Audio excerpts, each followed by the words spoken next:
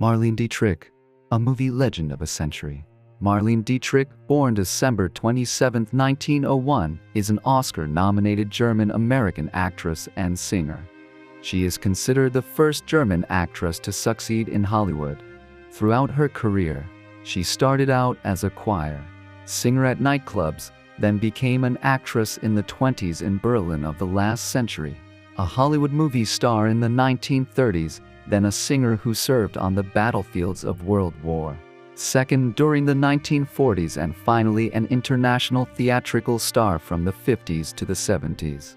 Dietrich was always reinventing herself, and she is considered a great icon of 20th century entertainment.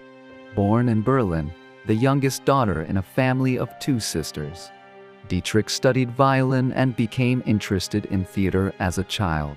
Her dream was to become a concert violinist, but went up in smoke when she injured her wrist. In 1922, Dietrich also had the opportunity to perform violin in a band in a silent film, but was eliminated after only 4 weeks. Dietrich first appeared on the professional stage in Rudolf Nelson's Variety Entertainment Choir in Berlin. Dietrich made her cinematic debut with her first film, The Little Napoleon, 1923, with a small role. The actress made a big break when she acted in the movie The Blue Angel, 1930, directed by Joseph von Sternberg. This role turned Dietrich, the German actress, into a huge Hollywood star in just a few weeks.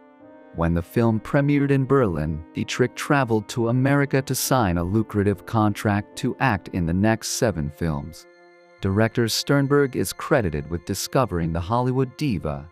After the success of The Blue Angel, he shot 6 more films with Dietrich in Hollywood and turned a mostly unknown German actress into a charismatic star of the silver screen. Dietrich's masculine yet seductive look was a big part of what made her a star. Accustomed to the Berlin nightlife of the 1920s, Dietrich went to Hollywood and understood how to express herself. She usually wears men's clothing, including trousers, hats, and suits. And as a result, Dietrich turned clothing items formerly for men into women's fashions after. The typical men's headdress was always with her. In her first Hollywood film, Morocco, 1930, Dietrich transformed into a pub singer. The film is best remembered for the scene where she performed the song in a man's white-tie tuxedo and kissed another woman.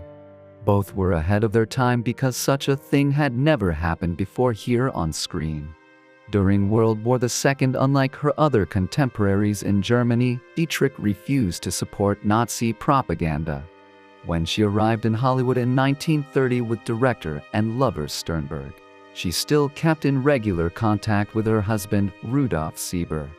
Although they separated since the 1930s, the two remained romantic friends until his death in 1976. In the 1930s, it was Dietrich who urged Sieber to leave out of Europe as soon as possible with their daughter Maria. Since 1939, she renounced her German citizenship and took up American citizenship. With her attitude and actions, Dietrich was discriminated against in Germany, and some even denounced her as a traitor to the country.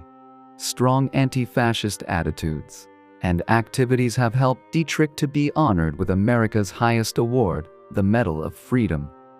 However, unlike her career reputation, which is polished carefully, her private life is closed like a veil.